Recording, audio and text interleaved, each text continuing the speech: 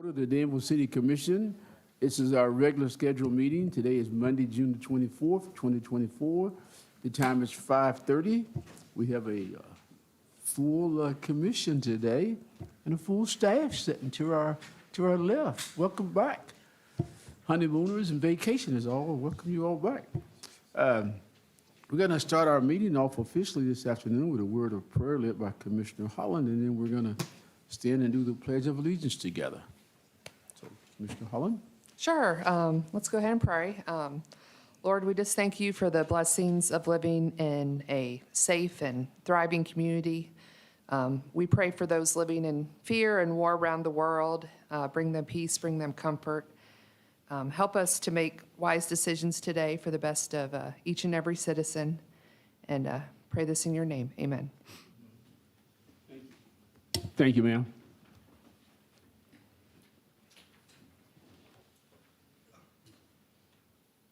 I pledge allegiance to the flag of the United States of America and to the republic for which it stands, one nation, under God, indivisible, with liberty and justice for all. I want to say welcome to those in attendance today, and first item on our agenda is the approval of the agenda. Commissioners, we have to ask you to approve an amended agenda. I'd like to add item 2A, CVB reappointment, and item 2B, an Economic Development Corporation appointment. So items 2A and 2B under general. So we'd like to entertain a motion to approve the agenda as amended. I'll make a motion to approve the agenda as amended. Thank you, ma'am. Second. Thank you, sir. Questions, comments? All those in favor of approving the agenda as amended, say aye. Aye. Those opposed, likewise, motion carries. Thank you all. Next on our agenda is we have a section where we hear the public at this time. You can raise your hand, be recognized, and we'll let you talk to us for 3 minutes or less about items that are on the agenda this afternoon. So is there anyone desiring to talk to us about items on the agenda?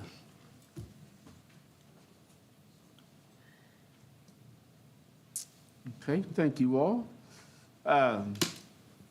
Next item, approval of the minutes of the previous meetings. We have minutes for the June the 7th, 2024 meeting and minutes from the June the 10th, 24 meeting. The chair will entertain a motion.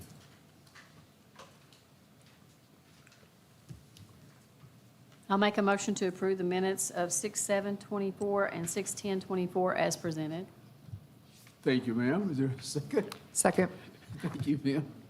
I need to ring a bell and wake them up. We got slow these motions this afternoon. All right. Any questions or comments about our minutes from those two meetings? Nope. Hearing none, all those in favor say aye. Aye. Those opposed, minutes carries. Thank you all. Item number 2 is Parks and Recreation update. Mr. Barton, who's our I won't say new Parks Director, but been here almost a year now, right? About 8 months, maybe 9 months, getting close. All Seems right. like longer, though, doesn't it? Yeah. Seems like. Well, on that, I appreciate the opportunity you guys gave me to come to Danville, and my family's very, very excited to be here. All got good jobs. Very, very excited. So I appreciate it. Yeah. So I'm just going to give you a little update on some of the things we got going on. Mainly, I want to start with the 4th of July out at Millennium Park. We've added some events. Some of these events, these are kind of test runs. We're kind of doing a small sample and hope to, if they work out in the future, expand them and grow them. On July 3rd, we're actually taking our day camp kids out, and we're going to do a Paint the Park program where the kids paint the patriotic themes or really whatever they want on a 4x square in the parking lot, so it'll be visible for all the people to watch. It's kind of like a little art gallery we'll have. We hope to, that's 67 kids about, and then if this works out and the organization works and logistics work, and we open it to the public next year on the day before the 4th. On the actual day, we are going to do an adult 3-on-3 basketball tournament, which we did limit the teams to about 16. So if people are out there thinking about getting in, we'd like to get the teams in as quick as we can so we can get our referees and things lined up. Again, if that works, great. We'll expand it, add more age groups. It's kind of a run through this first time. For the kids, we're going to do a home run derby over at the softball complex for ages 10 and under, 12 and under, and 15 and up. Then about 5 o'clock, the food trucks are going to roll in. We got about 12 vendors. We'll have bounce houses, face painting. We got a bunch of cornhole boards, so we're going to have a makeshift cornhole tournament going on. We got a 360 booth for pictures going to be out there. And then we are really happy to be partnering with the Brass Band Festival folks who are going to put on a live concert at 6:30 just over by one of the soccer fields, far enough away from the fireworks. We'll have a concert band playing patriotic themes and movie themes.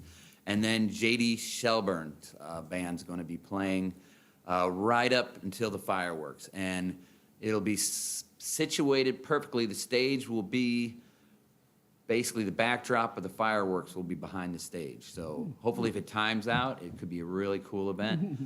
We're prepping for it, and the park's a little dry and the grass is stressed. It'll be a little more stressed after all that, but it'll be worth it. So that's all we're adding on the 4th of July. And again, we're kind of just doing a litmus test on this, and then hopefully we can grow these events and make this an annual big day out there.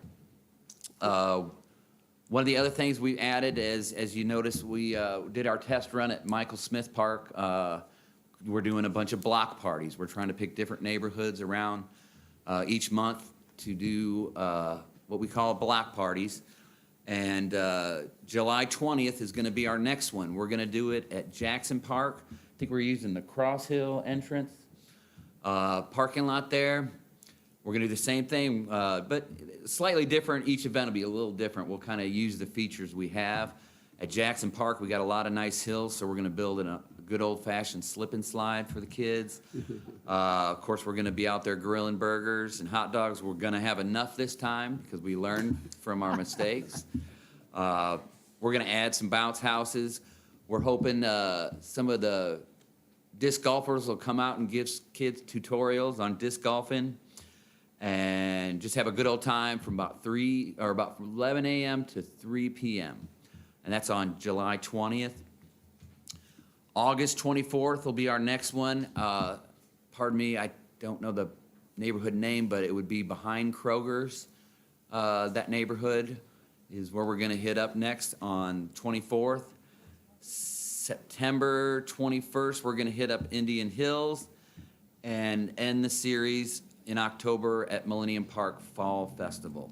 And like I say, we're going to make each a little unique to the neighborhoods or the park we're at, and so just look for different events at each of those. Melanie's helping us out with that, and we're pretty excited about it. I thought I'd take an opportunity to just talk about our summer programs a little bit to keep you guys up to date. We have been very busy out there. Baseball, softball program is wrapping up. We're doing our league tournaments this week and next week. 540 kids, 51 teams, 7 different leagues, which we added. I want to say we split up our girls softball, so we have a 10U and a 12U, and then we added a 15U girls softball. So grown that a little bit. Tennis, I was surprised. We have 72 kids in our tennis lessons.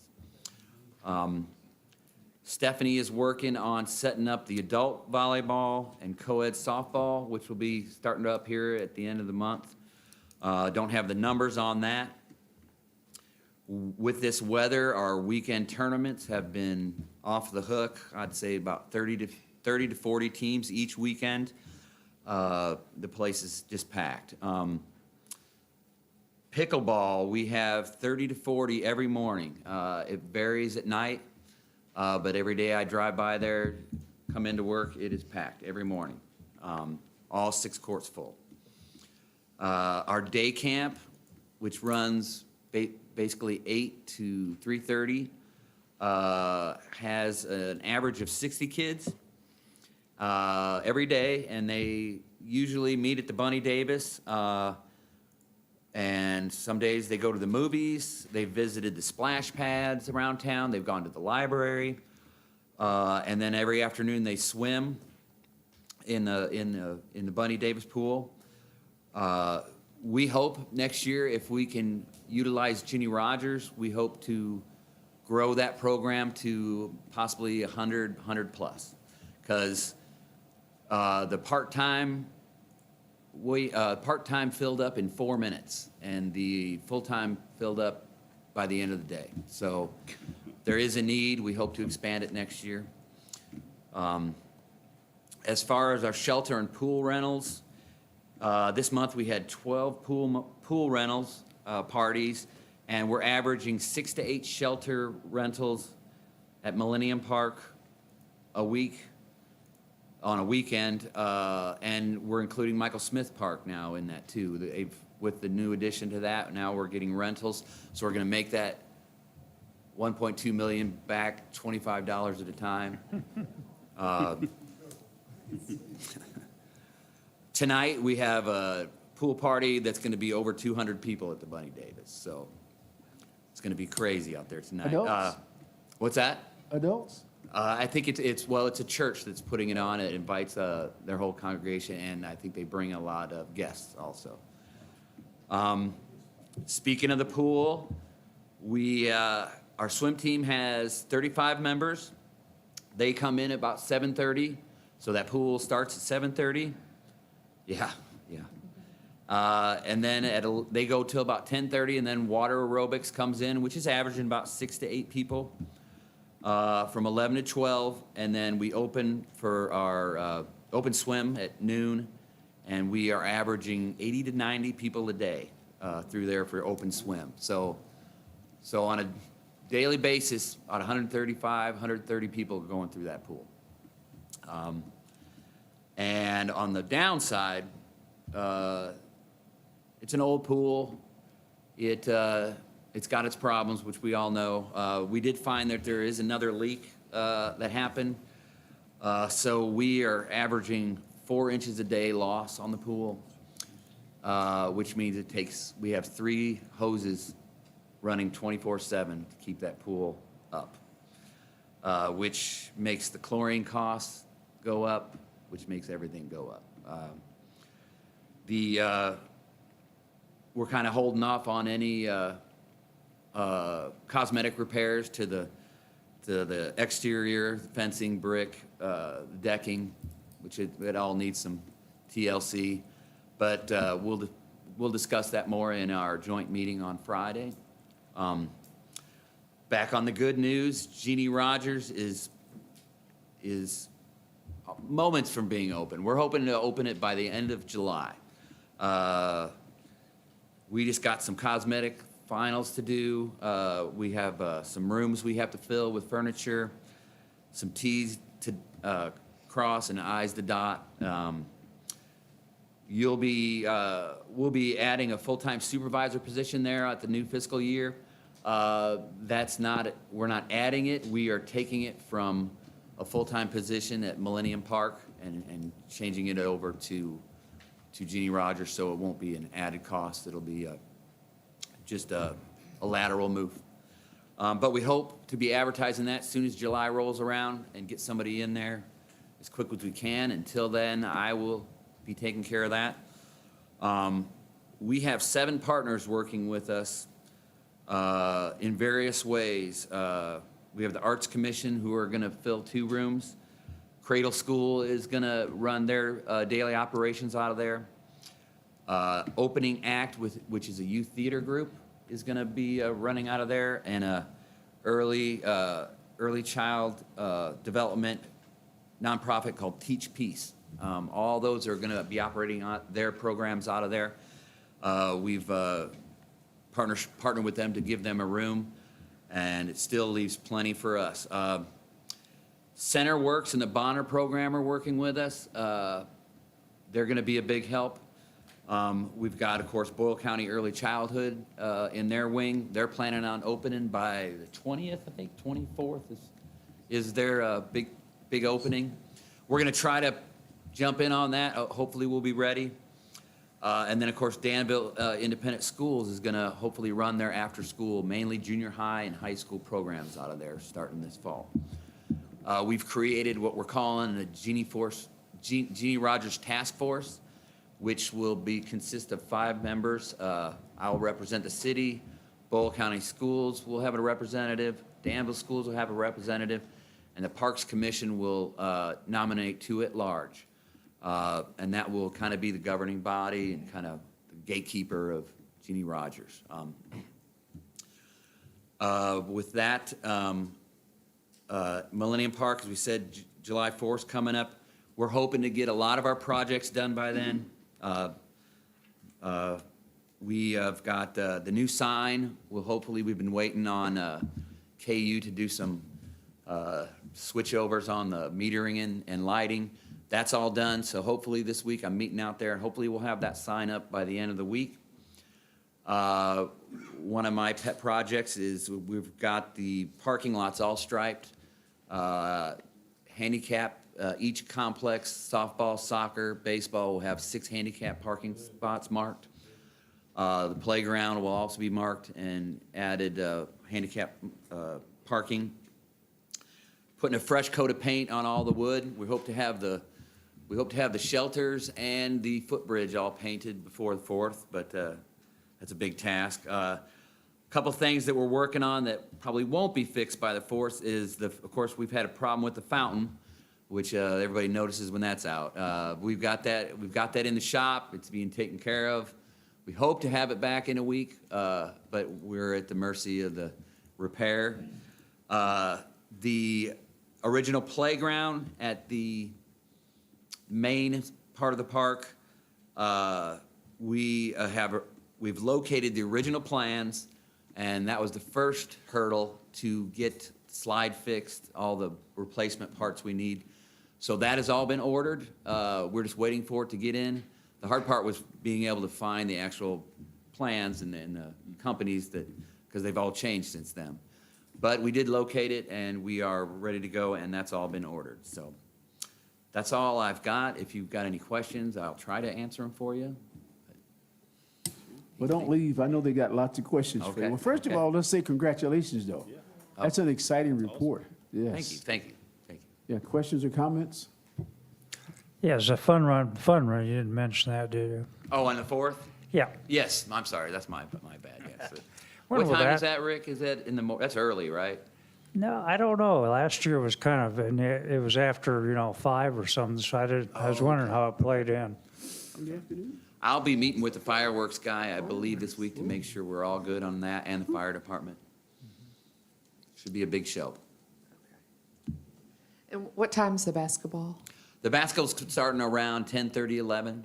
Okay. Ooh, You have an over 100 league that we could play in? No. 3-on-3? I don't have a 100 league. The home We run can try.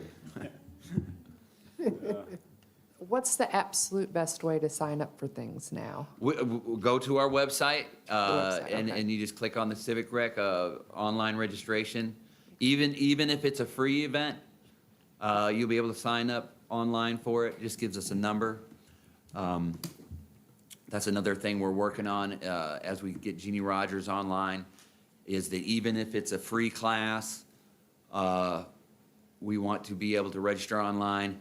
We are working like with the ALS. They're going to be teaching a class there starting in September, a sign language class.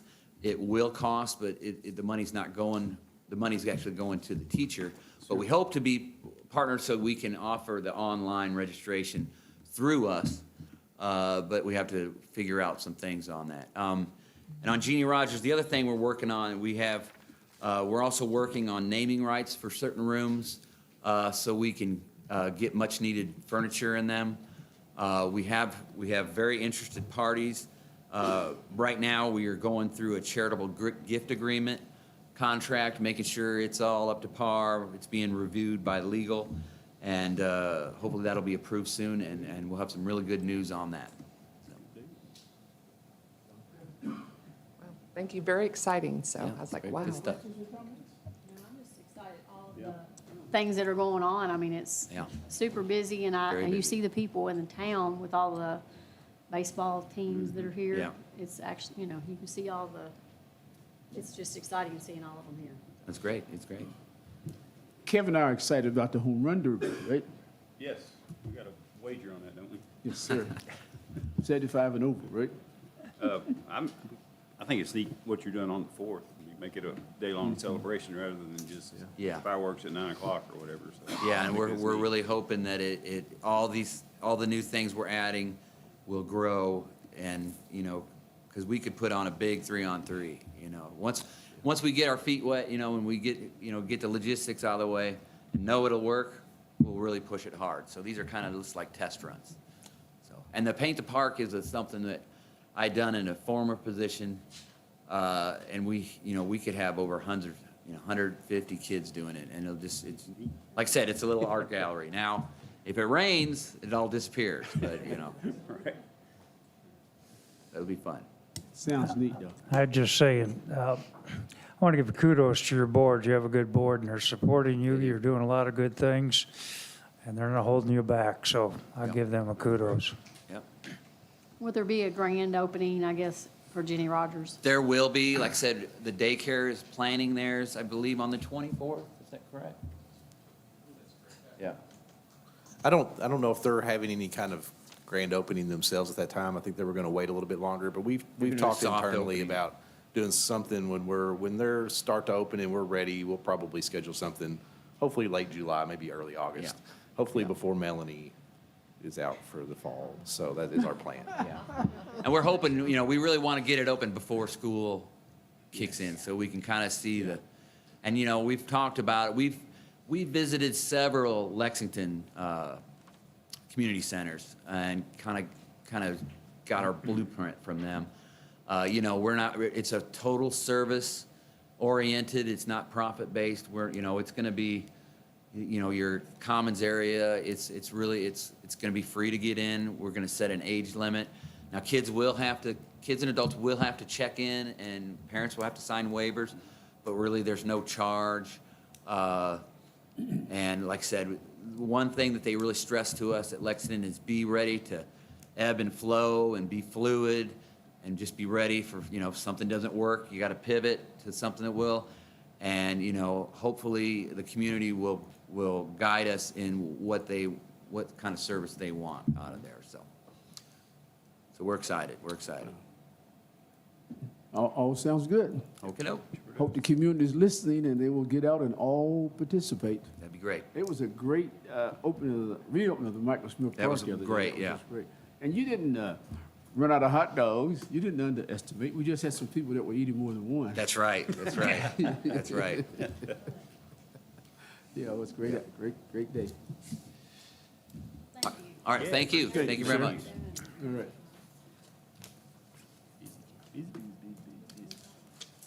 That was a lot. Okay, let's move right along. There's no action necessary. Next item on our agenda is item 2A, the CVB reappointment. The Chair will entertain a motion to reappoint Mrs. Leon Tai as our joint CVB representative.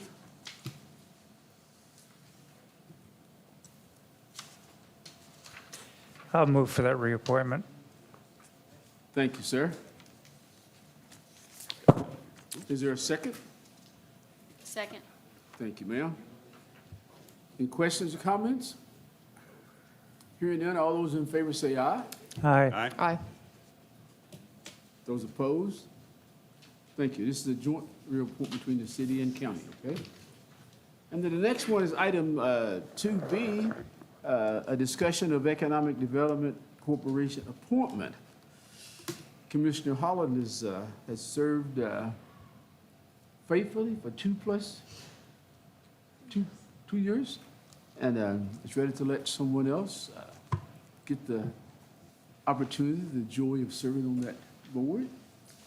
And we started a discussion last meeting, and so we put it back on the meeting for today. So the floor is open for discussion, and the floor is open for a volunteer, or the floor is open for someone to nominate their fellow commissioner to serve. I'm gonna nominate Donna Peak. She's not here tonight, but you know her. Yeah. Yeah. No, I think Donna would be a good choice, and, you know, Okay, learn about it from the ground up. I'll second it. She has interest in it, and that's what we need. Yeah. been properly moved in second. The chair would take the privilege to ask, are there any other nominations to be made? Hearing none. She's what? Unanimous. All those in favor of Commissioner Pete, representatives on Economic Development Corp., say aye. Aye. Aye. Those opposed, Donna, you don't get to vote, so motion carries. Thank you, ma'am. And Ms. Commissioner Holland, thank you for your service. Absolutely. And in case they didn't realize that, you've served as the Finance Committee chairperson, handling all the big bucks, right? Well, I'm the treasurer and secretary, and actually Miss Lee is the chair of the finance committee. Ms. Lee. So- Oh, Ms. Humpton? Yeah, Miss Compton, yes. Well, I've never seen her to meet. Oh, just joking. Well, thank you, ma'am, for your service. Don't go anywhere, though. Okay. Let's move on then. The next item is an update from our Human Resources Department, Mr. Randy Boyd. All right, thank you, Mayor. And I think this is my mulligan for the day. I actually put the wrong date on here, but I promise the PowerPoint is updated. My apologies for that. Is that your one for today? As the first one, I don't know about the last one, but. All right, so just a quick update. We've talked about some of these through the budget process, but I just wanted to point out some of our active projects that we have ongoing right now. We've talked about obviously the compensation program. We've talked about succession planning. That was a big, point that's under development for the next 1 to 2 years that we talked about through the budget process. And then obviously one thing I want to talk about is our safety program that we're working with OSHA on right now. And that's probably the biggest major update that we have, because that is a citywide program. And we talked briefly about this last year, but right now, we just finished up doing our safety consultation with OSHA. And the reason, and just to clarify, we actually voluntarily participated in this program with KY Safe with the objective to improve workplace safety, not only for our employees, but also ensuring that the processes and activities that our employees perform keep the general public safe, as well as contractors when they're in the workplace. So it's really a multifaceted program. Good thing is we had OSHA come in. They looked at several things. You can see here they've made some recommendations for workplace improvements, lockout, tagout, emergency action plans. There's several things on here, monthly facility inspections. So we're actively engaging in doing these things and improving upon them. And so it's been a really good collaborative effort across the city. This really is also a two-part program. There's the safety side of it, but then there's also the health side, which deals more with chemicals and illnesses. And we just actually finished up our walkthroughs last Friday. The OSHA health consultant was here on the 20th and the 21st. And so we're looking to see what those results will be, but we'll take the steps to make any recommended improvements. And again, this is just part of our process. This was voluntary. The city has a good safety program. Our loss run is really low on our injuries, but we always want to continue to strive to improve, especially as we expand our workforce and all of our activities. And these are some 3 key components that we've really worked on. One of the things that we've been working on is our emergency action plans. We have developed action plans for by facility, which they have to be unique. We've developed one here for City Hall. We are going to have staff go through training on different emergency situations, such as active shooter, what to do in the case of a fire, tornado. We've also developed standardized emergency codes that whenever we have, and we're working with IT on this, but whenever, for example, if we have an active shooter or in, say, one of our facilities, we're going to have an emergency code that's going to not only go out to the staff within that building, but let all city staff know throughout the city that there's an active event in one of our facilities. And that's one of the things. And we've also drafted maps, and so the general public, because anybody that comes in our facility, whether it's a visitor, a contractor, we want to make sure that they understand if they're in the building, something happens, this is what you would want to do to get out of the facility, and give them protocols, such as like assembly points in case of a fire, or shelter-in-place areas in case of a tornado. And then, of course, we've working on a lot of our safety policies. We've been working on lockout, tagout program. I know that's something Marshall has kind of championed from his perspective.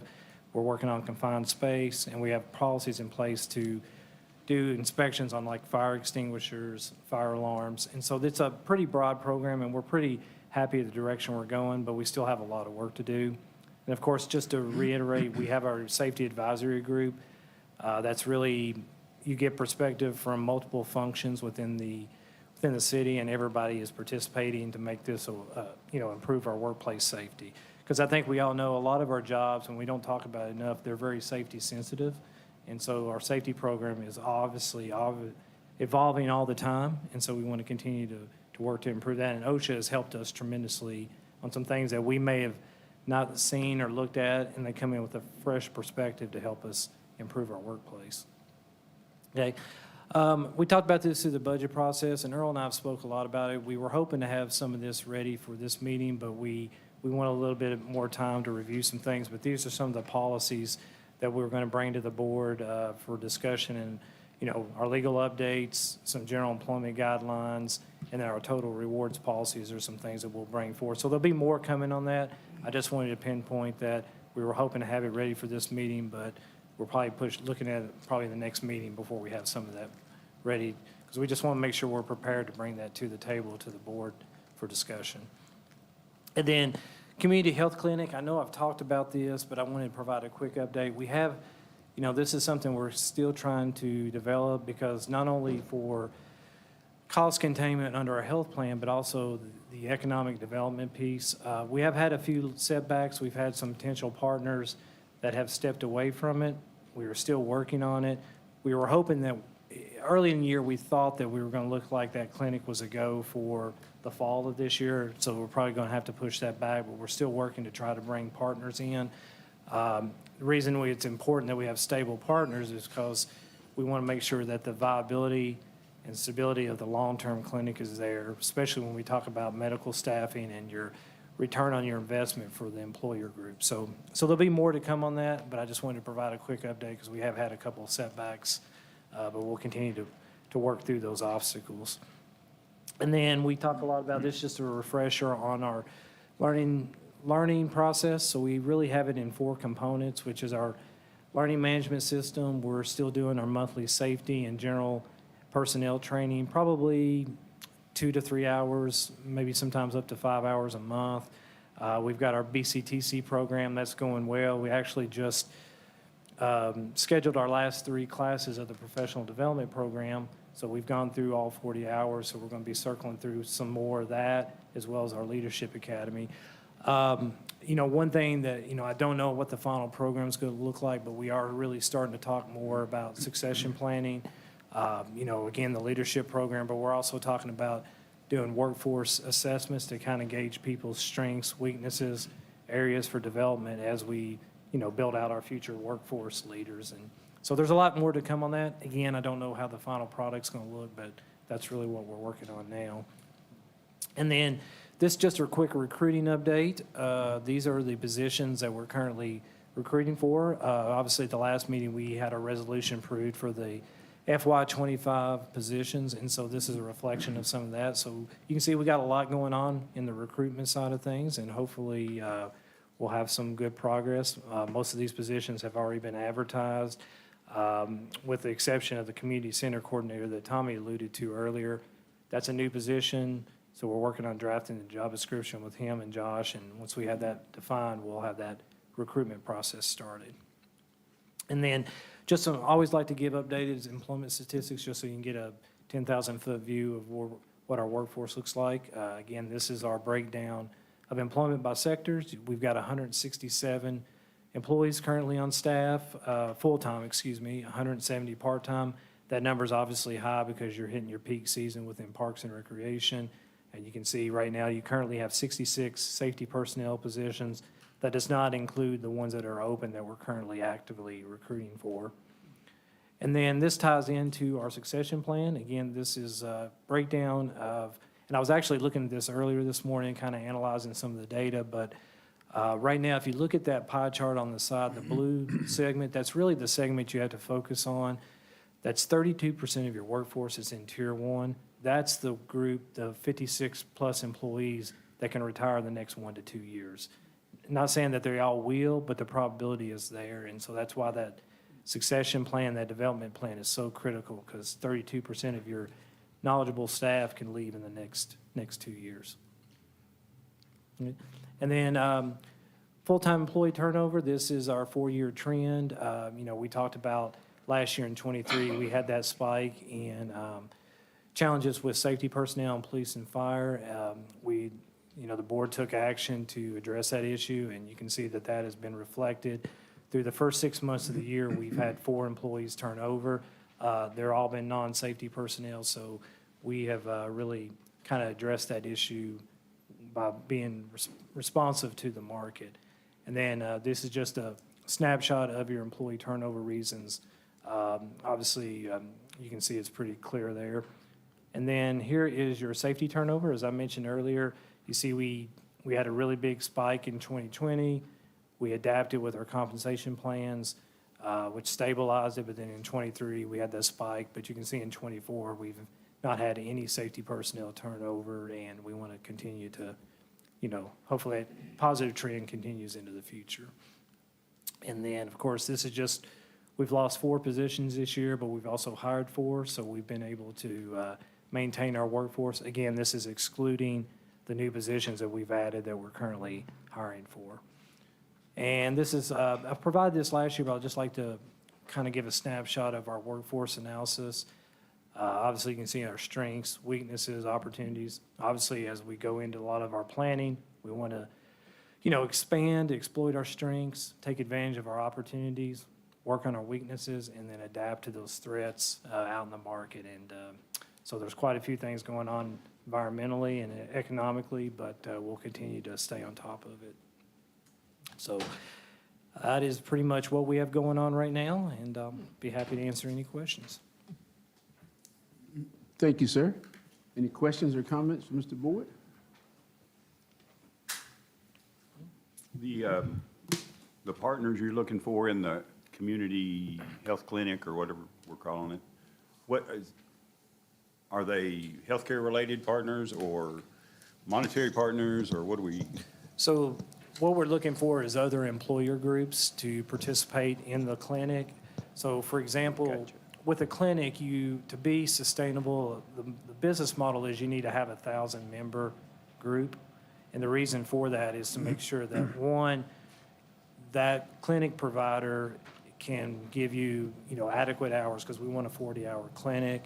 You also want a nurse practitioner and a physician within the clinic. So you need enough members to justify the cost to, and what we also don't want to do is we don't want to open a clinic and not be stable.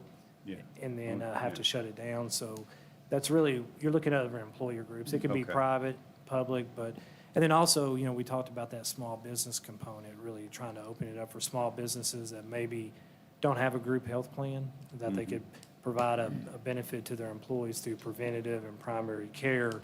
And then also, we wanted to try to include pediatrics into it, ages 2+.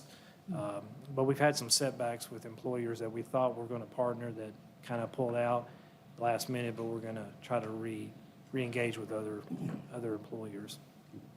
So yeah, you just have to, in simple terms, you just got to have enough, it's like quantity discount, Right, right? yeah. So you want to have enough people in there that you can spread the cost of the clinic. Makes sense.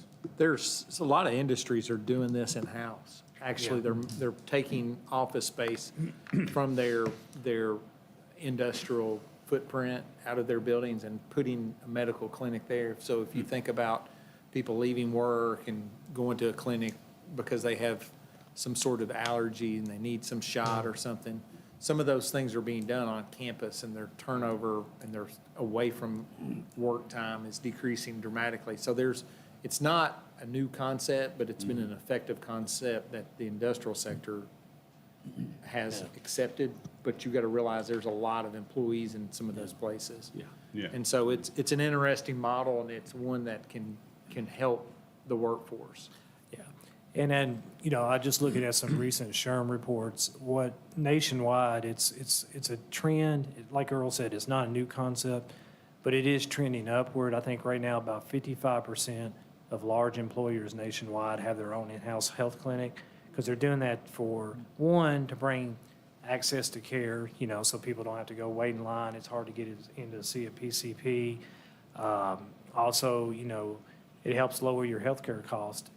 And it also encourages people to get their preventatives easier, so that way you can catch those chronic things up front. So it's really a cost containment item, plus a recruitment, retention, and economic development piece, because it would attract employers to your area when they're looking at the healthcare structure. So it is trending upward, because just like with everything else, healthcare costs, provider rates are on the rise. And so we hope that this will come to fruition, but there's a lot of logistics that go into it. And we want to make sure if we're going to do this, that we do it right. And so we're trying to get buy-in from some of those employer partners. Other comments or questions? Thank you, Mr. Board, but you're still up. You have the next item, second reading of ordinance 2030.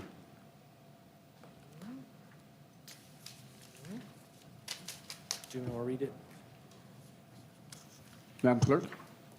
This is the second reading of ordinance number 2030, an ordinance amending CDO 2-96 pertaining to the classification plan, compensation plan, and policies and procedures for city personnel. Thank you, ma'am. Is there a motion? Move we approve the second reading of ordinance 2030. Thank you, sir. Is there a second? Second. Thank you also. Any questions or comments? Hearing none, Madam Clerk, roll call vote, please. Commissioner Cottle? Yes. Commissioner Peak? Yes. Mayor Atkins? Yes, ma'am. Commissioner Holland? Yes. Commissioner Saris? Yes. Thank you all. Next up is the city manager report. Thank you, Mayor Commissioners. I really don't have a lot that I want to say. We've got another staff update coming with 2 already. Feel like time's better served dedicated to them, but I want to make sure that we provided you some update on the biggest thing, most pressing for me is the audit, and Lee was able to give me a good update that the audit remains on track, and we expect the auditor in the building this week on site. And I did note the dates, keeping in mind June 28th, this Friday, is the joint meeting to begin the follow-up discussion with the county on our parks. And with that, I would ask if you have any questions. Thank you, sir. I've got a couple of things. One of them is any updates on the concerns in West Jefferson Street? I did not have an update provided to me last week, and I don't know that there's any new information other Okay. than Okay. time. They have a schedule to be out. I want to say it's August 2nd or something like that, and I think that's the date that the Department of Parole is working on. Okay. Secondly, if Probation. y'all don't mind, I'll get off my plate.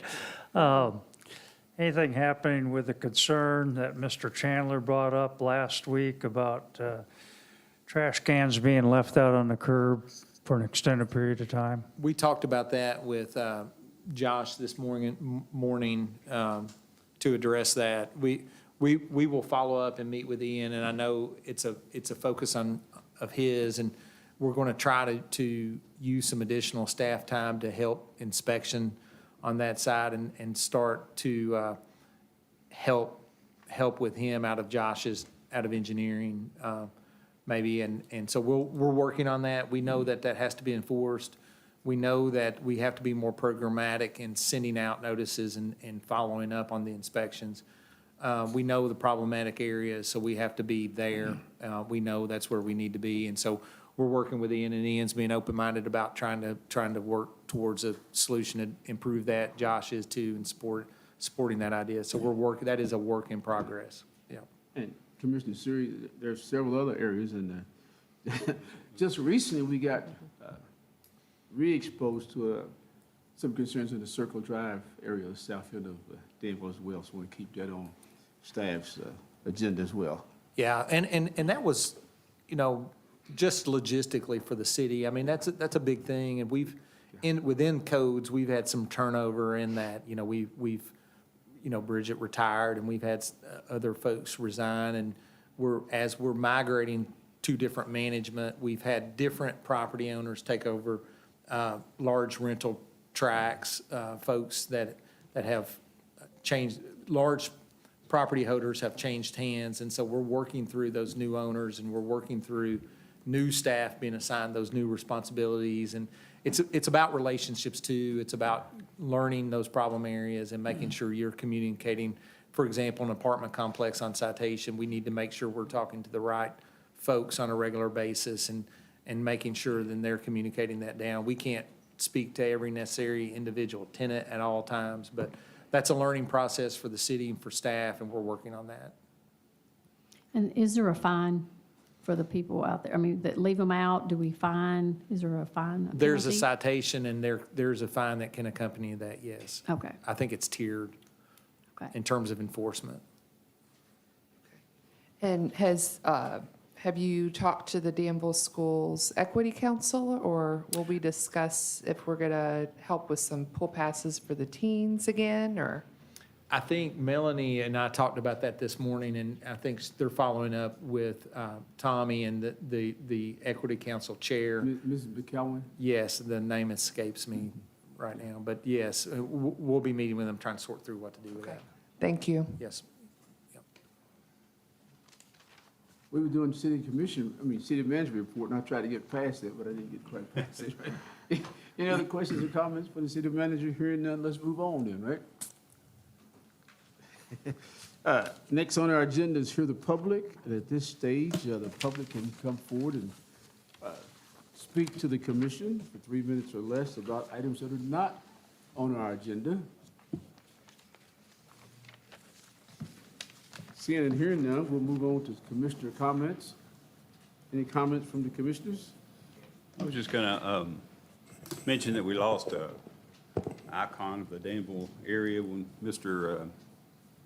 Jerry Boyd passed away. He's if you didn't know him, then I wish you had him, because he's a heck of a guy and hardest working person I ever saw in my life, and he was great for Danville. Yeah. I'd like to recognize that Mr. Hospitality is here, and we're glad that he got some recognition. And so we also have somebody who's just been elevated because of their great performance. Candace Arnold with the CVB is here, and she's the new marketing director, and maybe you can tell us. Marketing and communications specialist. Oh, okay. Yeah, so congratulations. Any other commissioner comments? Shout out to anyone and everyone who was responsible for the Juneteenth celebration at Michael Smith Park last Friday. And then a shout out to the Heritage Hospice folks a couple of weekends ago for their outstanding fundraising event. And then I want to be sure we shout out to Pioneer Playhouse again for their 75th year, 75th season, and they had a nice fundraiser and gala, and had a cast member who performed in the 1950 season, the first season of Pioneer Playhouse, back in the community.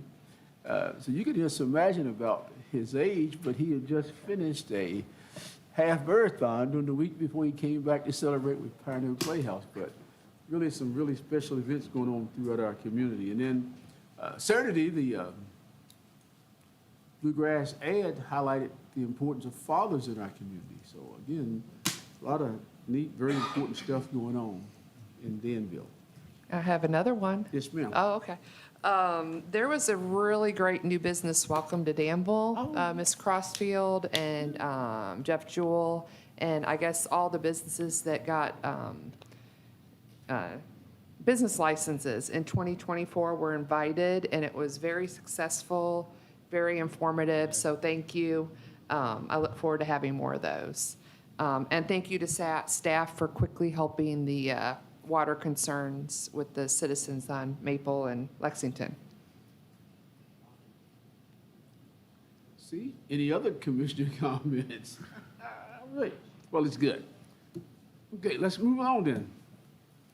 Next item is payment of the bills. Chair would entertain a motion to pay the bills in the amount of $99 this month. Leah didn't like that, is it? Is there a motion? I move for approval of paying the bills in the amount of $389,593.48. I say we take the 48 cents out of the mayor's salary.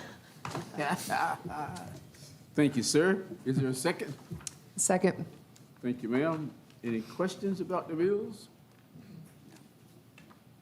Hearing none, all those in favor of paying our bills as presented, say aye. Aye. Those opposed likewise, motion carries. Thank you all. Second reading of ordinance number 2032. Madam Clerk, do you want to read the ordinance for us, please? This is the second reading of ordinance number 2032, an ordinance of the City of Danville, Kentucky, adopting the annual budget for the fiscal year 7/1/2024 through 6/30/2025 by appropriating funds for the operation of city government. Wow. Thank you, ma'am. Is there a motion? I'll move to approve the second reading of ordinance 2032. Thank you, ma'am. Is there a second? Second. Any questions or comments? Hearing none, roll call vote, please, ma'am. Commissioner Peak, Yes. Mayor Atkins. Yes, ma'am. Commissioner Holland. Yes. Commissioner Saris, Yes. Commissioner Cottle. Yes. Thank you all. Next item is second reading of ordinance 2033. Madam Clerk, ABC regulatory fees.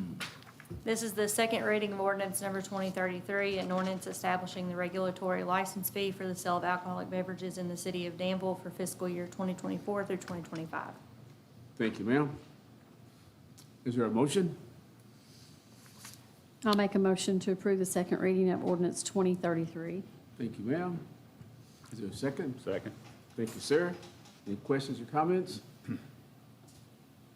Roll call vote again. Mayor Madam Clerk? Atkins, Yes, ma'am. Commissioner Holland, Yes. Commissioner Saris, Yes. Commissioner Cottle, Yes. Commissioner Peak. Yes. Thank you all. Next item is, take go. Ordinance number 2034. Fiscal year 24 budget amendment.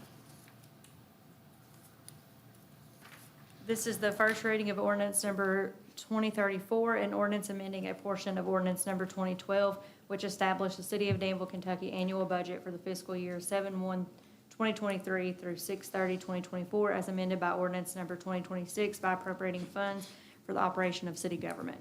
Could you say that again? I'm making up for not being here at the last meeting. Wow, that's a lot. Is there a motion for first reading? Motion to approve ordinance number 2034. Second. Thank you all.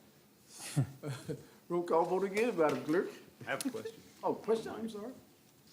Uh, Do not laugh. Going to ask Ms. Compton, is this the way we usually do it? I thought we kind of did it as we went along. You know, So we typically. This makes more we sense to can. me, but- We can, and sometimes we do. This is actually second budget amendment for fiscal year '24. Some cities do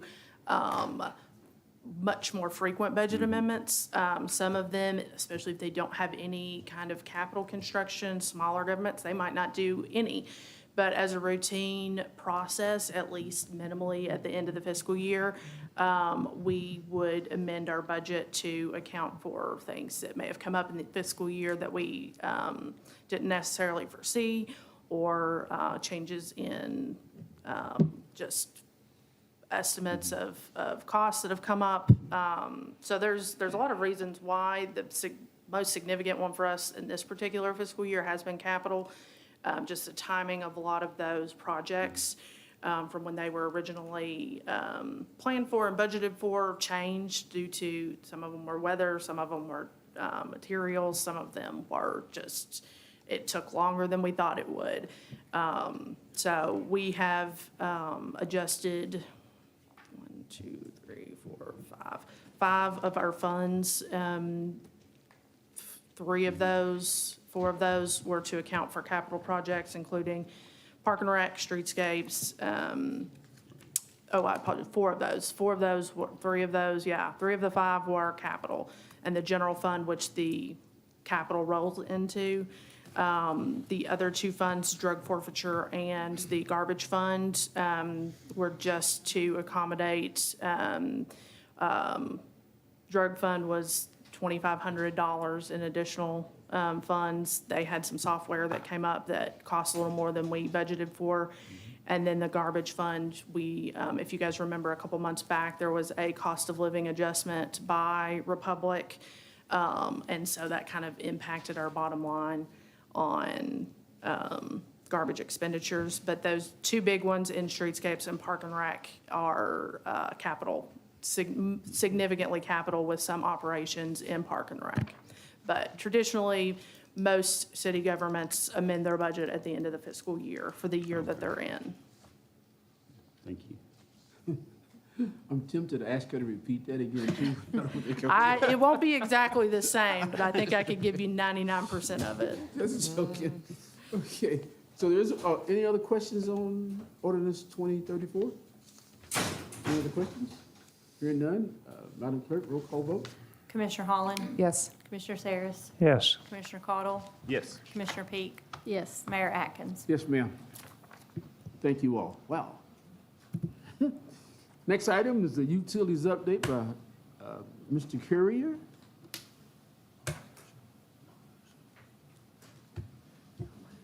He didn't see the radio we gave you earlier, did he?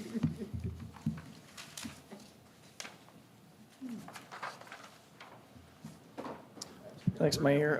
Just wanted to briefly cover some of the projects that we have ongoing, some that we're wrapping up, and then some that we're going to have coming forward in the next fiscal year. Of course, you all are probably pretty well aware of the wastewater treatment plant Phase 1 improvements that's wrapping up. And we'll have to schedule a tour for everyone. So the facilities are really nice. We're very proud of what we've accomplished, and a lot of our personnel out there are very proud of what we have provided for them. And I took some more additional pictures of some of the lab that we have, some of the storage and chemical storage areas and garage in the basement. And it's a pretty expansive update, so it'd be good, when we get a chance to have everybody come out there and look around. Some of the items that we improved upon were the control room, the offices, of course, were additional. The lab, like I mentioned, some UV system upgrades, sludge disposal systems with the screw presses, and a lot of this will make more sense when you all get out there and take a look at it. But it's pretty impressive improvements out there, and I know that a lot of our personnel really appreciate it. This is the Perryville Road Phase 3 water line project that's starting to wrap up also. I don't know if anybody's been through Perryville here lately, but a lot of the ground that's been disturbed has been seeded and strawed, which is always a good sign in a construction project. It means you're nearing the end of the project. But also I wanted to kind of focus on, I took a picture of this bridge here. Of course, you all are familiar with the improvements that were done with the bridge in the previous years, but during planning and construction of that bridge, we got in communication with KYTC and added some steel encasement pipes under this bridge abutment right here, this approach with the rail, simply because we knew that we were going to be coming through there in the future with a new water line, right? So as opposed to tearing all this back out and repouring the concrete, we kind of tried to plan this out with KYTC, and they were gracious in letting us do that, in hopes that we could, in the future, attach the new 12-inch water main to the underside of the bridge. You can see a kind of a hanger that's already installed there, and there's some more hangers spaced out in 10-foot increments. But So we successfully did that. So now that we're coming through with the water line, this is one of the remaining pieces is hanging on the bridge, but we've already got the encasement pipe in there, so we don't have to disturb the earth again and re-pour all that brand new concrete, so. This is kind of a breakdown of that same conversation that I mentioned earlier. This is us crossing the bridge. These are the two encasement pipes that are currently in the ground right now. And this is kind of, I just wanted to show this, kind of give you an understanding of what I'm talking about when we're talking about stringing a 12-inch water main across a bridge. This is typical scenario. It has rollers on it. That way you can attach sections of the water line together and just thread it through there. Of course, that water line will be insulated, but the insulation is probably a little bit overkill because you're always going to have water moving through that line. It really won't have a chance to freeze at all. But we want to be safe about it. And plus, it's on the downstream side of the bridge. So in case you ever were to have debris build up, which it's my understanding it hasn't happened in many, many, many years on the Chaplain for this particular crossing. But if you were to have, tree debris or whatever build up and it were to pull through underneath that bridge, hopefully we've tucked that roller and those hangers up on the underside of the downstream end of that bridge to help protect it in the future. So, and then one thing too I wanted to mention, I had a little bullet point in here. We've added, of course, the whole goal is to provide a redundant water line system to the city of Perryville, but also to connect to Springfield, their project on the west end. But also, we added 15 new fire hydrants in total and 8 inside the Perryville city limits itself. So we've added, yeah. So we actually have 11. We have 3 more just outside the city limits, but so roughly 11 of the 15 are very close to the Perryville city limits, if not within it. And then these are some projects right here that are going to extend into fiscal year 25. Of course, you all are pretty familiar with the Spears Creek Pump Station improvements, $1.7 million improvements to the existing Spears Creek sewer station. And this, I had a little map here. It shows the intersection of 33, and that's the roundabout on the north side of town. There's 2168. So there's a little gate entrance here to get back into the Spears Creek Pump Station. It's hidden way back off the road. You'll pass through it and never know you passed it, but it sits kind of down in the bottom back there. So our contractor, we actually had a meeting this morning, and they're mobilizing out there on site. And then we're going to start work. We've got an existing pump that we've already purchased out there that they're going to be installing for us in the near future too. So this is one of the 3 main large pump stations for the city of Danville. So it's pretty important that we get this done and done in a pretty expeditious manner if we can. You all are probably familiar with the big tank that sits on the hill behind Chick-fil-A up there. If you've noticed, in recent years, it's starting to get a little color to it. This is a Tower Hill tank painting. We're actually going to open the bids on the 26th of this month to repaint the exterior of this tank, and then also actually dewater it and do any inspections and repairs on the inside as part of that contract also. This provides water to a large portion of the city. Of course, that extends along the 127 and 150 bypass corridor. And then I showed a picture. There's 2 ways to do this. So, you can probably think about it as repainting furniture or repainting the side of your house. You would probably want to sand it. If you want to do it properly, you'd sand it all off, maybe even sandblast it, and then put a new coat layer of paint back on there, right? Well, the same holds true with the water tank. So this is a robotic sandblaster, and really what that does is just scale with the system of pulleys up and down the exterior of a water tank, and it just peels off the exterior layer of paint down to a certain, you can set it to a certain level of removal, and it actually vacuums it off in the process. So this is one of 2 ways more than likely that the contractors will do it. We don't know which one's going to get the bid yet and how they're going to handle it. The ulterior way of doing this is to actually set up a large canopy system on the outside of the tank. So you'll see it in the future. It'll be one of 2 ways. It'll either be this way, or you'll see some big, huge curtains on the outside of the tank, so that they'll actually go through there and sandblast it, and that's to control all the dust and debris from the sandblasting. Of course, you're going to be up on the hill too, so that could travel pretty far. So you want to try to make sure your containment's pretty tight on that. And then this is an example of the paint scheme that we feel pretty comfortable with right now. Pretty reflective of the city of Danville, but, you know, you can see it, it's laid out to where it actually wraps around the entire tank and ties back in on the west side, but this is due north, so this is actually facing the access road that comes up to it past Chick-fil-A right now. So it'll actually be oriented in the same manner that it is today. And then this is you've heard me talk about the Clark's Run Sanitary Sewer Phase 2 sewer trunk line project. If you remember, Phase 1 was out here on the west side of town. This is Phase 2. It ties in with a tributary on that same sewer system and comes all the way across under the railroad tracks. If you remember a couple commission meetings ago, I mentioned us having to cross under 11 tracks. This is this area here.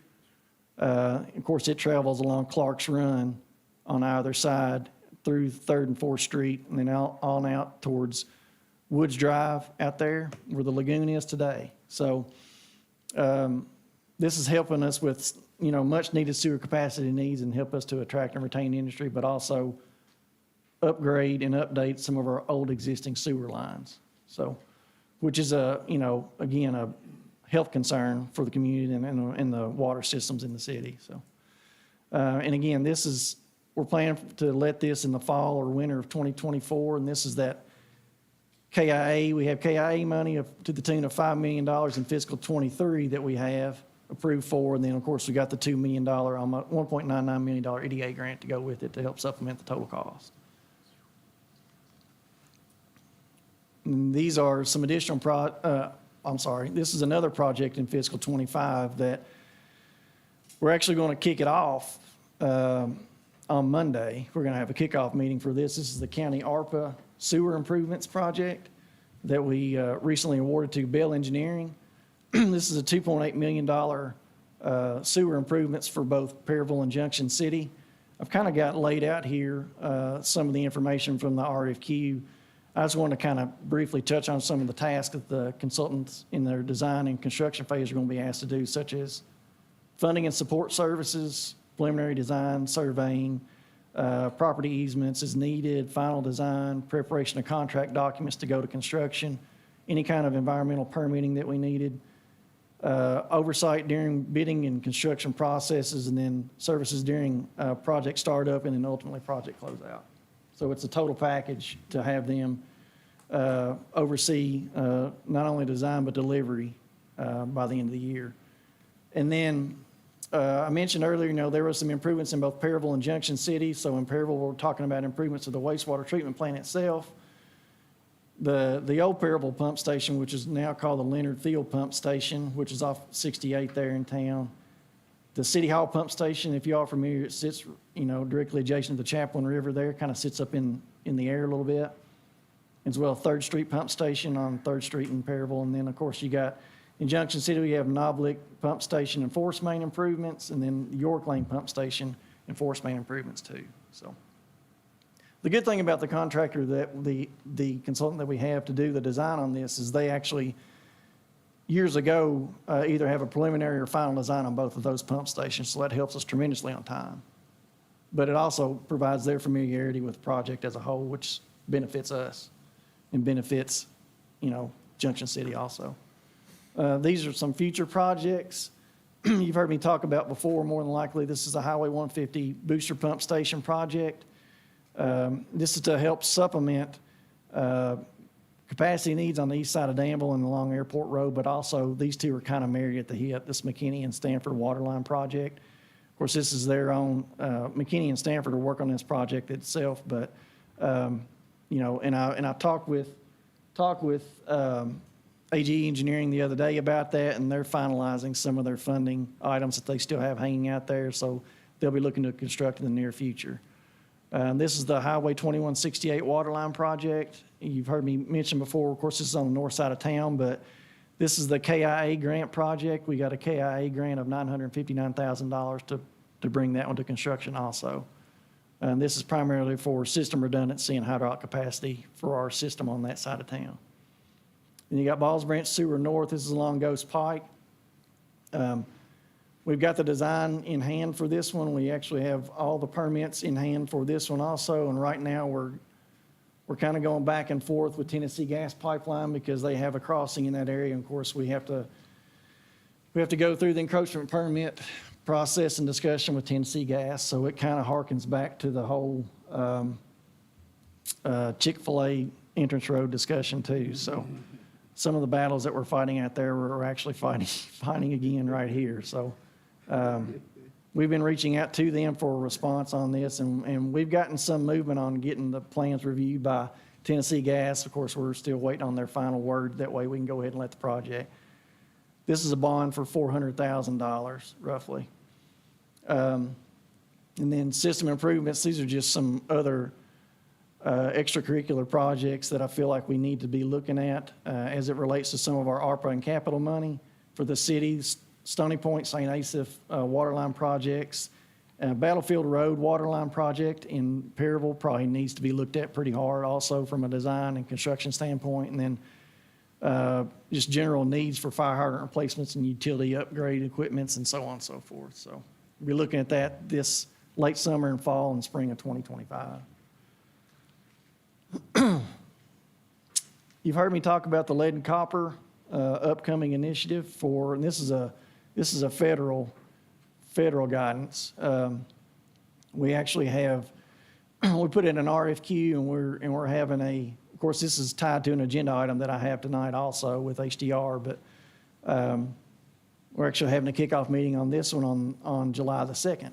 So, assuming that it gets approved in tonight's commission meeting, but looking at moving forward with that design consultant also. And the primary goal of this, which you've heard me mention before, this is tied to the Safe Drinking Water Act, removing lead service lines throughout our system. Lead service line compliance in October 2024, which is one of the primary drivers of our RFQ for this work. In the RFQ, I just listed some of those bullet points: program management, sampling plan development, lead service line investigation and replacement, public outreach, and education. So, this is a critical part of this, and this is where really HDR can shine on this. Not only do they have the technical expertise to do this kind of work, but they also have the education and training and workforce ability because they've done this across the nation. So that's why I want to kind of show this map. These are our different areas that they've already participated in. HDR is a pretty big outfit. They're a national firm, but they got offices all over the U.S., but they've also worked, cohesively with different offices across the U.S. to deliver on big initiatives like lead and copper, for example. So when I say that, I'll switch to the next slide also. When I talk about communication, this is a lead communications guide and toolkit. This is on the AWWA website, which is kind of the go-to from a water standards national standpoint. HDR helped write this document right here also, and this is through the US EPA and out of DC. So, which is a good thing to have when you have a consultant that's been asked to participate directly in the author of this lead communications guide and toolkit that's now being used by the AWWA on a national level. That's a pretty good sign for us. And I've met some of the folks that did some of this work, and they're on top of it. I mean, they really have a thorough understanding of the policy itself, but also what's expected and what's been productive and efficient on the communication standpoint in the different communities. And I already mentioned to Melanie that, they've got some folks that are well-versed in these conversations, and they'll be facilitating all those conversations through me and Melanie also. And that way we'll have, Melanie participate from a local standpoint and provide that local insight. And then these are some of the funding streams that we have tied to lead and copper already. This first one is $1.24 million to go towards the actual replacement of the lines itself. We've got that authorized also, and $530,000 plus of that's forgivable, so that won't be tied to an actual loan value. And then this is the $214,000. This is a direct forgivable loan for the lead and copper inventory and assessment. So I say that because the goal, if it were to be authorized in the next couple of weeks by KIA and SRF, that's what's going to be used to pay for this work up front. And again, if that's not available when we need to have it, we can actually go ahead and start it with local funds and then get reimbursed on the same amount of money in the future. And then this is the lead and copper replacement project. This is a pretty large project also, similar to the top one up here is about the line replacements themselves. $2.32 million loan with 1.3 plus of forgivable. So we've really taken advantage of some of the streams, the revenue streams that are out there for lead and copper. And we feel like we're in a pretty good position to get this thing kicked off, if not, funded in the upcoming near years. Of course, we talk about lead and copper, this is a 10-year program more than likely. So, and that's part of that's why I had this bullet point right here, future funding sources. That's part of what they're going to be, the consultant's going to be asked to do is keep your eyes and ears open and help facilitate those conversations with the city for any future funding streams that are going to be out there, whether it's KIA, EDA grants, or what have you. And then you've heard me talk about PFAS in years past. The final ruling on this PFAS hasn't been out yet, but we are prepared in the future to address some of the key treatment issues that a lot of water system across the U.S. really are not set up for. And I'll just say that because there's a huge monetary value or monetary, I hate to say drawback, but at the end of the day, it really is. I mean, you're talking about something that's really very expensive for a water utility that's not already set up to address something like this. And then you switch gears and look at the city of Danville. It's like I've mentioned before, the city of Danville went back when the improvements were made to the water treatment plant. You've heard me talk about GAC removal and replacement and that type of stuff. Well, that's part of this conversation. So if you see this, existing treatment technologies that best remove PFAS from drinking water include granular activated carbon. That's us. We're one of the few systems in the state, if not nationally, that already has that in place. So we're actually in the captain's chair when it comes to the ability to address PFAS. So we've actually tested our finished water before a couple months ago, and we have PFAS levels of 0. So we're actually in a really good position. So it's just a matter of maintaining that activated carbon in our filters and ongoing annually. And you'll hear me talk about that all the time. And then to wrap it up, you heard Randy mention earlier about OSHA and in the Kentucky OSHA office. He mentioned some of the lockout, tagout information that we've done from a utility standpoint, but also from a citywide standpoint. This is just kind of a brief blurb out of a lockout, tagout compliance policy that we put together. And what does lockout, tagout mean? It really means, so if you have a large apparatus or a large piece of machinery in the water plant or the wastewater plant, well, that's using a really high level energy, right? So it's not just the plug in the side of the wall. This is 240 plus kVA, like volts, right? So it's a lot, it's pretty intense electric current. So if you were to have one of your personnel go through there and flip a switch off because they're going to work on a pump or work on the wiring down, in the electrical components building, and that's off, it's off for a reason. So when they turn that off, they actually lock it and tag it out. It has a personnel's name on that tag, and that cannot be removed and turned back on unless that person comes back to turn it back on. That's strictly a safety concern, because you don't want somebody to walk into that same breaker room and say, hey, that should probably be on because it's supposed to run pump number 2 at the raw water intake, and they flip it on and there's people down there, doing work. So it's pretty critical from a safety standpoint. And then Randy mentioned the emergency action plan. This is just a portion of that also. It kind of breaks it down in different scenarios, whether it be storm impacts, ice, fire emergencies, and what have you. So this is all kind of broken out in our EAP for each facility that we have. And then this is the last slide, I promise. Personnel safety, this ties into the OSHA too. So part of the EAP is actually plans for personnel if a fire were to break out, how's the best way to get out of there? Of course, you've seen a lot of these signs in different buildings, but we need to update and keep these in the wastewater plant, the water plant, down at the meter shop, and different areas that we have for utilities, but also Randy's worked on a lot of those for citywide as well. But this is kind of just an example of what we did for the water plant, actually. This is upper level floor plan for safe travels to get out of the building into primary exit corridors, rally points in different areas. Where's your fire extinguishers located, all those critical information for somebody that in case an emergency breaks out, to help provide them guidance on how to be reactive.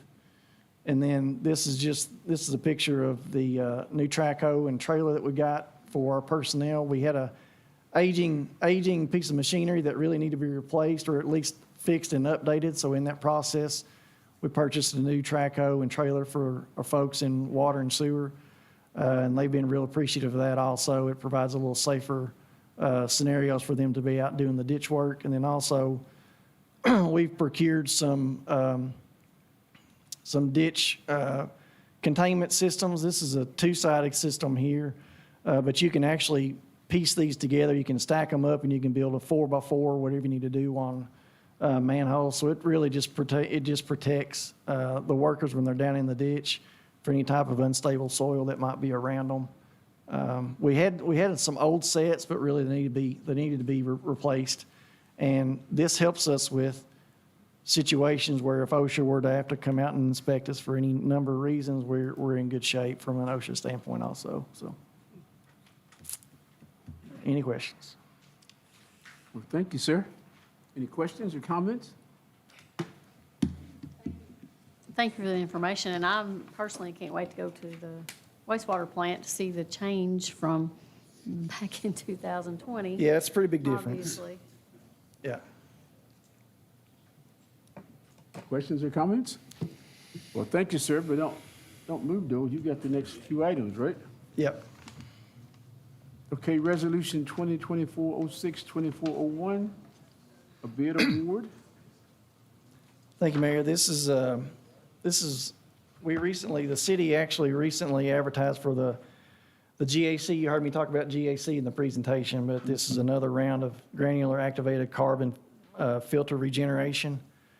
This includes removal of carbon filter material from one of the GAC filters and replacement with reactivated carbon. On 6/18/23, the city received two bids ranging from $147,540 to $166,098. Carbon Activated Corporation was the low bid, and staff recommends award for $147,540 to Carbon Activated to do this work. Thank you, sir. Is there a motion to take that bid? Oops, 2024-06-2401. Is there a second? Second. Thank you all. Any questions or comments? How many of these filters do we have? We've got 4 primary filters that we do this for. So the key to those GAC filters is efficiency of water moving through them. So once it gets to a point that the water can efficiently move through them and you can't remove the organics and TOCs out of the water, then you have to look at replacing and regenerating that GAC. So essentially what happens is the contractor removes it, burns off the excess organic materials and volatile materials that were absorbed by the coal, and then brings it back to reinstall in the same filter and then add any type of additional you're going to lose a little bit when you do that process. So they have to add a little bit back to it, and then you'll have a new filter system for that particular GAC. So How long does the new filter last? Well, it depends on your source water, right? So, What a range? typical filter will, depending on the weather, typical filter will usually last anywhere from 1 to 2 years or so, something like that. It depends on how much you want to use those filters. We actually alternate our filters to the point that we're not using all 4 simultaneously. We actually use them in the off periods. So when you're regenerating one that's just coming out of service, and you're actually using ones that are ready and prepared to be back in service. Right, okay, thank you. Commissioner Holland, when a few years ago, we used to feed and got our start in the carbon industry by feeding powder activated carbon to accomplish something very similar. The cost of that far exceeded doing it with the full-scale traditional gravity-fed filters. We also, at the time we developed the plant, we compared them to like a pressure filter with carbon, also way more expensive. So while this is expensive, it is a cost savings over the alternative that we were feeding before we renovated the plant by a good amount. Yeah, no, a it's few not hundred- bad having No, just no, it's- 4 and cycling them, so. yeah. Well, I like to reiterate that because it is a big number. It is cooked into our chemical costs, our treatment plant expenses, and it is a lower cost than what we were doing before by hundreds of thousands of dollars. It was like a $400,000 and change cost versus this, so. Just for the record, just, And what an added bonus, taking the forever chemicals out too, Sure. already, so that's very good news. Yep. Other questions or comments? Yes, I want to ask about the splash pad one. Man, we're not talking about splash pad water now. Well, they want to know. Well, Ms. Carroll, doesn't have anything to do with this item we're talking about right now. Okay, I didn't know. All right. We have a motion and a second. All those in favor of awarding this bid? Say aye. Okay, we were waiting. Aye. Aye. Wait on your word. Okay. All those opposed, motion carries. Marcia, you have the next one as well. Thank you, Mayor. On 6/18/24, the city received proposals in response to an RFQ, like I mentioned earlier in the presentation, for relating to the compliance of lead and copper rule revisions. The selected consultant will supplement the in-house utility staff by providing program management assistance, assuring the department meets compliance milestones, and providing technical assistance on various lead and copper components. This project will be funded primarily by local funds as well as SRF and KIA grant and loan money. So this points back to that $214,000 that I had up on the screen earlier. So we got a proposal from HDR to do this work to the tune of $180,000. It's actually lower than the $214 that we have, which is good. But, you know, this is essentially, I want to be clear too, this is a starter point for lead and copper programmatic oversight. So, you know, in the future, that will migrate into further contract mods. But, you know, hopefully in the future, we'll be pulling additional EDA and grant money that are out there to help supplement these costs for the city, as opposed to the city having to bear the brunt of the cost. So staff recommends approval to be awarded to HDR Engineering for the value of $180,000. Thank you, sir. Is there a motion? I'll make a motion to approve Resolution 2024-06-2402. Thank you, ma'am. Is there a second? Second. Any questions, comments for Marshall? Hearing none, all those in favor of passing this resolution, say aye. Aye. Aye. Those opposed, likewise, motion carries. Thank you, sir. And in case I forgot to say, thanks for the great presentation. Yeah. Yep. And trying to read some of this stuff through the weekend is like, oh, it got a little muddy, but I'd like your explanations of some of it. Yeah. Yeah, no Well- problem. Thank you all. Well, I hope the community has, like us, appreciate the value, the importance of some of this stuff, because we're all concerned about the safety of our water and stuff. And so this is really it's an expensive endeavor, but you keep us on top of it, and we appreciate the efforts by all the staff in seeking out grants to match what the citizens have to pay. So, thank you, sir. Next item is Josh Morgan, Stanford Avenue Trail Crossing. Yes, thank you, Mayor, Commissioners. So the city received bids on March 4th for the Stanford Avenue Trail Crossing that we received a grant for from the state Recreational Trails Grant. The project estimate was $127,000 and change, but that estimate was from when we applied for the grant 3 years ago. We only received one bid from the Allen Company in the amount of $185,992.60, which exceeded our budget by almost $60,000. So since they were only bidder, we went back to them and with our consultant Palmer Engineering, and we worked through their bid to find places that we could save money. Through that process, we were able to lower their bid to $163,819.64. Some of those were just material changes, scope changes. Some was us pulling some work back in-house that we will do ourselves, some sidewalk work, which you've seen lately that we're able to do ourselves. So we were able to bring that down to $163,819.64, and we would like to recommend award at that amount to the Allen Company. And like I said, we will get $98,000 back from the state through the grant reimbursement. Thank you, sir. Appreciate the information about the reimbursement. Chair would entertain a motion. I'll move to approve Resolution 2024062403. Is there a second? Second. Thank you all.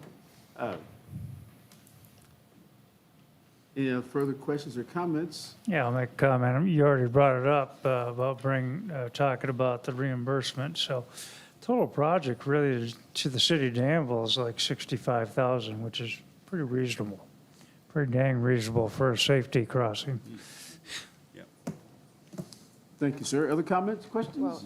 Well, we bike that area a lot, and there's kids that bike that area that every time I go, so Yeah. I'm glad to see that safety crossing. So thanks for working on that. And just to, real quickly for the public that's, it's been years since we've been talking about this project. So it'll involve widening a small section of the road and installing a pedestrian refuge island in the middle, that means that when pedestrians or bicyclists cross, they will only have to cross one lane at a time.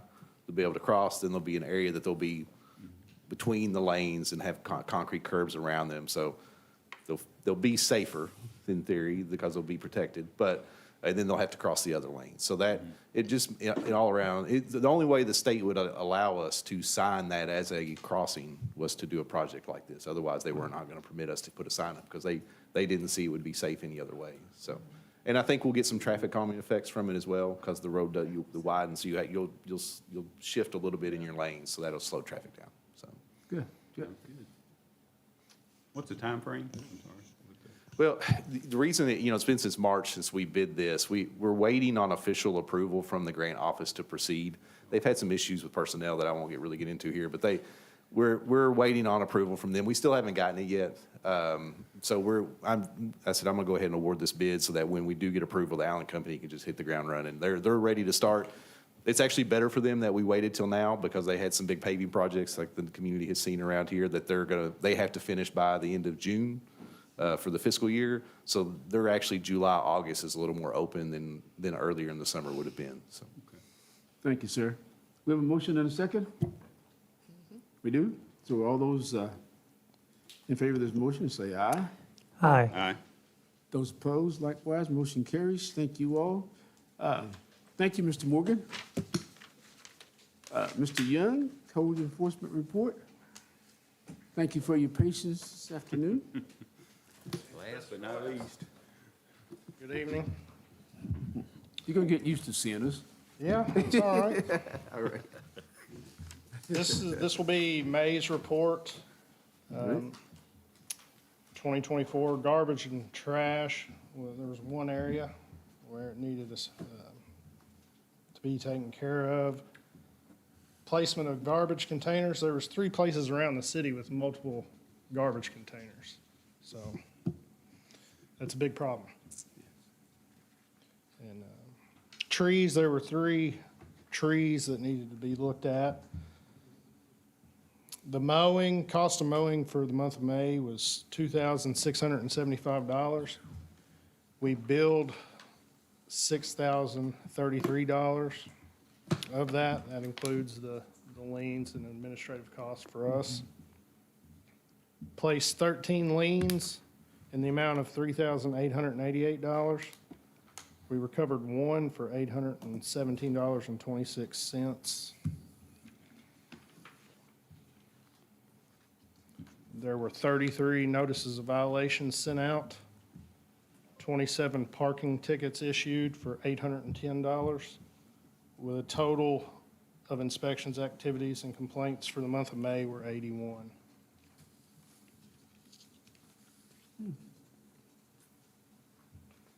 Thank you, sir. You're welcome. If you flip over to the back, Commissioner Peak was asking about some of the properties around town. I have all the info on there for you.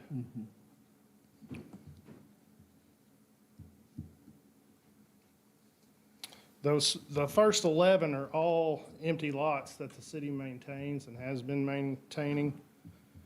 The lien amounts that are out there beside them continue to rise. These are all vacant lots that I'd like to try to foreclose on so we can get them out of our hands, quit spending money.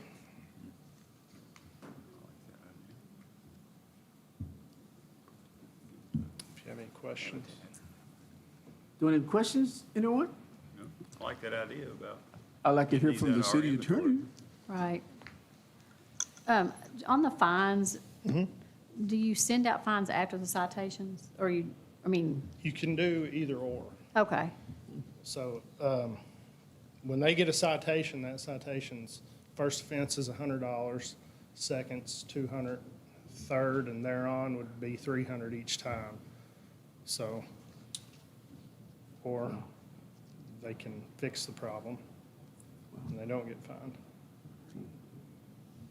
and thank you for the information on the lots. I mean, that's, if you add that up, that's a whole lot of money, that we're always searching for money, and, you know, just one property is almost $50,000. That's, It adds up. I mean, that doesn't happen in one summer. right. You know. Some of those have been on our books for almost 20 years. And then some of them, the houses that were on them that were torn down is also included in that number. And Yeah. that's not cheap either. No.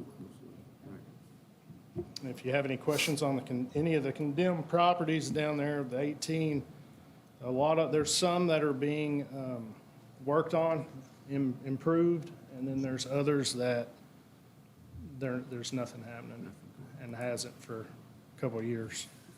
And again, I ask, is there a fine? Do we send anything out to give them some initiative? I know maybe they won't pay. On the condemned But- properties, there's not really anything we can do. We can't really fine them if there's nothing in our ordinance wrong with the property, then we can't fine them for just the vacant house sitting there. Oh, just a vacant house, okay. With the trash can questions, what's a timeline, for example, between warning someone and when they have to comply? I give them 5 days. They get a week. Oh, okay, that's They quick. get a week. I'll Good. send a notice of violation out on one day, and then they have 5 days to correct the issue. And if they don't, I'll send them a citation for $100 per Okay. can. So if one property has 3 cans, that's Wow. $300. That's, okay, thank you. Okay. But in the event that they comply within 5 days, and then the next week have the same issue, just so everyone's aware, that's a new notice of violation. Correct. In those cases, what I usually do is I just send them a citation a second time. I don't warn them. Okay. Foreclosures, Yeah. condemnation, how do we move some of this stuff? Go ahead. No, just on the garbage cans too, and you may want to stay up there if they have any other questions. Dan. You're not gonna- You can handle it. Earl, can I Yeah, speak to go- some of go that ahead. just a little bit? Yeah. So we do get lots of complaints about the garbage cans, and it is, like you said, you know, if they comply, then the next day or the next week, we right back with another issue again. Yeah. We are down a person in that department.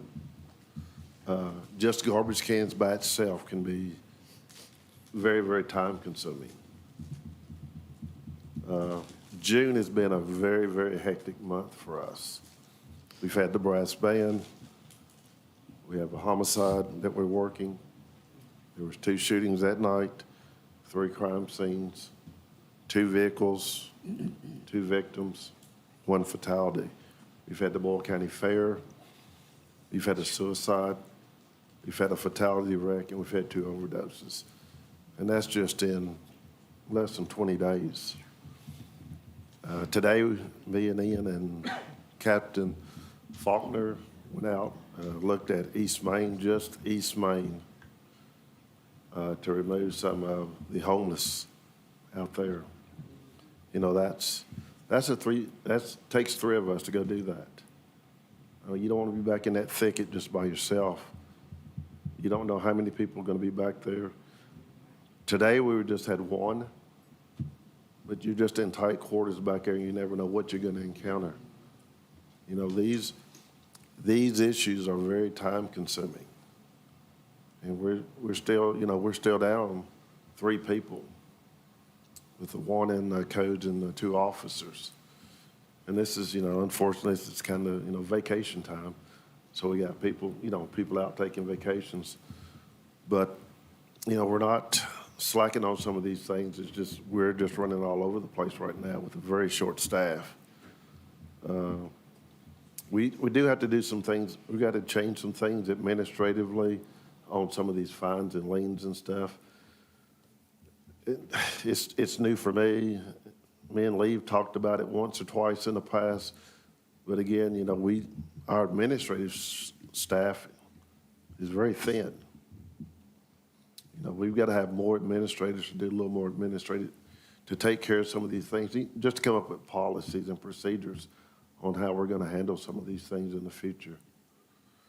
But like I said, he's been chasing the homeless. I know we've cleared out there by the old restaurant Sutton's.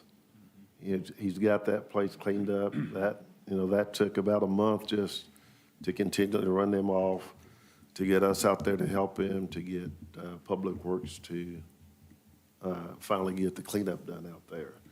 So we hope to get those out of East Main down there this week, and then Public Works can come in and do some cleanup down there. So, and it's been a tough 6 months, really. But we just got to get some more staff and get up to speed on some things. Thank you, sir. Dexter? I just wanted to point out that the city engineer has arranged a meeting for us to have a discussion on some of these 4 properties that are on the foreclosure list, or that are empty lots, rather. And we'll have that discussion later this week to make some priorities. But as I reviewed the list, and this is a healthy list, many of these properties that I like to remind the commission and the public both that many of them are in existing litigation. For instance, the North 4th Street property, I believe that has been one that has been desired by multiple developers, multiple neighbors, multiple nonprofits for over a decade. Matter of fact, it may have been that, I don't know the year in which the fire transpired on that particular lot, but I venture to say it was prior to 2010, if not right around there. So that is a bank-owned property, and a lot of time there's a misconception in the public that the city has first right on these particular lots. We are one creditor in what is a very long list, oftentimes, of individuals, of creditors in these properties. You're typically dealing with mortgage holders, 1 million lien holders, and we have no position better than any of them simply by virtue of being the city of Danville. So what we attempt to do is to move a case forward, but we have to be in a position to know that we can only go so far in some of these cases, which we've tried before, and we can continue to try. But this is not just an instance of the city not taking action. It's a case in which a lot of them are wrapped up in what have been somewhat of a decade-old litigation, and property owners that may be incarcerated or that are not even people we can talk to. Bank of New York Mellon, for instance, which I think may, or Bank of America, who may have the property rights on 211 North 4th Street. So it's a complicated issue. We realize the importance of it, and we need to stay vigilant on it. And I wish it was as simple as just simply turning the faucet off and say, hey, we can sell that now and own it. But by virtue of pushing foreclosure, it doesn't mean the city will own it. People call City Hall all the time saying, hey, sell us X, Y, and Z properties. The city owns none of these. The city is just in line as a creditor, trying to maintain it for the beautification of the city at large until something does occur. So they are big numbers. It is important to try to resolve, and we'll do the best we can. And we're going to review the list later on this week, just so you know. Thank you, sir. Thank you, young man. You're welcome. I said you'll get used to it. I didn't know that code enforcement had anything to do with homeless things and cleanup, so I learned that. And I'm glad the Sutton's area was cleaned up. Thank you. I know a lot of the neighbors back there had concerns,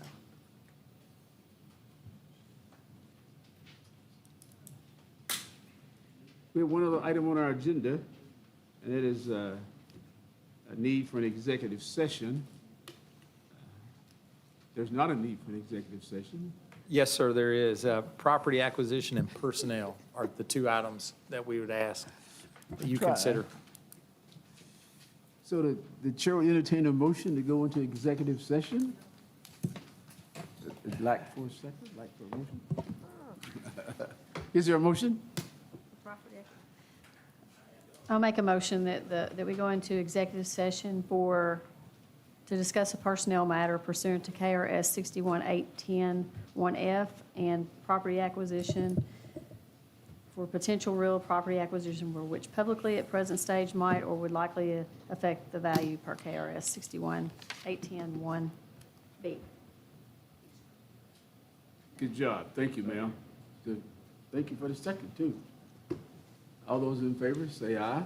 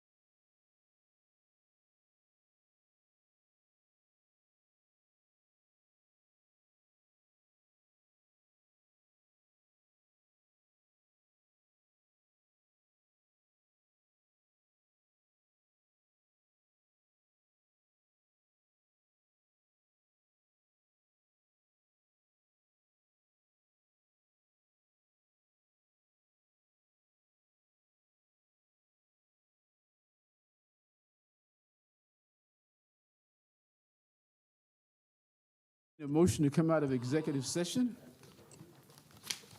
So moved. Is there a second? Second. All those in favor, say aye. Aye. Staff, you have a recommendation for us? Staff is recommending the acceptance of the reclassification of Aaron Dunham from the position of finance clerk to the utility clerk position, which is currently a vacant full-time position. What's So your moved. pleasure? Thank you, ma'am. Is there a second? Second. All right. All those in favor? Say Aye. Those opposed? Motion carries. Entertain a motion to adjourn. Ashley, you want to make it? I'll make a motion to adjourn. I second that. All right. Welcome back. All right.